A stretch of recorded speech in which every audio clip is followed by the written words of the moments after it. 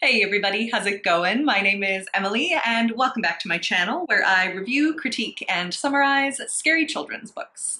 So February is Women in Horror Month and I'm so excited because one of my favorite people, Alex from Hey Little Thrifter, is co-hosting a readathon with the Ladies of Horror Fiction. This is a group of amazing women that have come together to promote and uplift female identifying authors and reviewers in horror literature. So I am very excited to be participating in this readathon. I've been making videos for this channel for over a year now and have not participated in a readathon yet.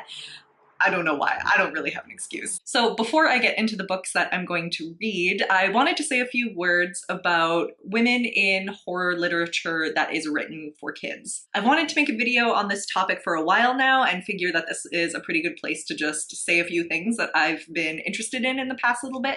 And in particular, I want to say a few things about why I've chosen horror and horror-adjacent children's books for this particular readathon, beyond the fact that this is the focus of my channel, of course. So there tends to be a bit of a misconception that women authors sort of dominate the children's literature scene. That is actually not the case, especially when it comes to things like prestige in the community, awards, and other kinds of book recognition. And while it's true that female authors in the children's literature world don't come up against nearly as many barriers as women in the adult literature world, there are still barriers to getting those women's fiction published, and especially recognized. I'll leave some links to relevant articles down below. One of them is a particularly interesting read about the children's publishing world's own Me Too movement that happened not too long ago. So children's publishing sadly does still suffer from a lot of gender bias. But when it comes to children's horror specifically, not a lot of data exists. Interestingly, we have learned from studies that female identifying characters are way less likely to be explored in villainous characters and characters that are represented as monstrous. Anecdotally, something that I've noticed because I do work with a lot of children's horror is that when sometimes I'll read a book written by a female author, a children's book, and I will think that it just screams horror. Like all of the elements are there, all of those good horror elements that would place it like right in the genre.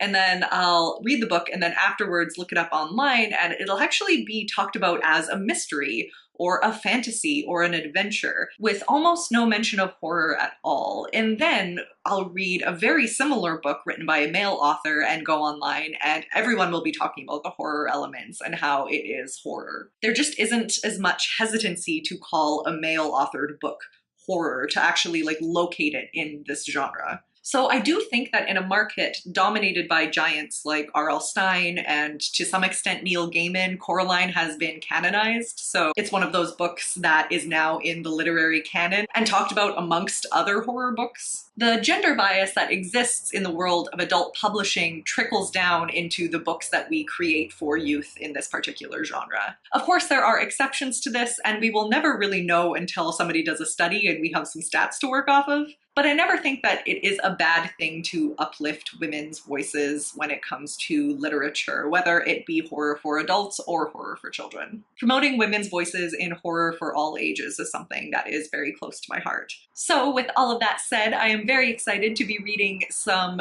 what I think are going to be very excellent children's horror books written by female identifying authors in the month of February. So the first challenge of the readathon is to read a book by an indie author, and the book that I've chosen for this is 56 Water Street by Melissa Strangeway. This book has been on my radar for quite a while actually. It's self-published as far as I can tell, and I'm really excited to get the chance to pick this up for the readathon. 56 Water Street is a book for kids roughly in grades 3 to 6. This book is about two 10-year-old best friends named Derek and Ravine that notice something very weird going on at the house at 56 Water Street. The lights are turning on and off, and they discover that they are actually the only two people in their general neighborhood or town that can actually see 56 Water Street. It is invisible to everyone else. And what follows, I think, is going to be a very spooky adventure where they have to unravel the mystery of the house. Should be creepy, should be fun. I'm sorry for all of these sunspots. I don't really know what to do about these. The second challenge in the readathon is to read a book by an author of color, and for this I have chosen Spirit Hunters by Ellen O. I have been so excited to pick this book up since it came out in 2017. This is a middle grade horror novel. Ellen O is a founder of We Need Diverse Books, and this follows Harper Rain, a girl who moves into a new house with her family, only to find that there are rumors about it being haunted. When Harper's little brother starts acting strangely, she realizes that he might be haunted by ghosts. And what follows is a spooky adventure in which Harper has to reopen blocked memories in order to solve the mystery of her haunted house. I am so looking forward to it. The third challenge in the readathon is to read a book by an LGBTQ+ author, and for that I've chosen Sakia Girls by Claire Legrand. Claire Legrand is a bisexual author of YA literature. I believe this book is classified as horror thriller. It came out last fall and I've been so excited to read it. I have had it on my review pile forever, so this is a great excuse to finally pick it up. Sakia Girls is about 3 girls living on the island of Sakia Rock, and girls have been going missing from this island for decades, and there are rumors of a horrible monster at the heart of it. I so hope that this is a creature feature. But as far as I know, it is about anger and fear and turning those things into power, and that is something that I absolutely love in horror fiction for kids and teens.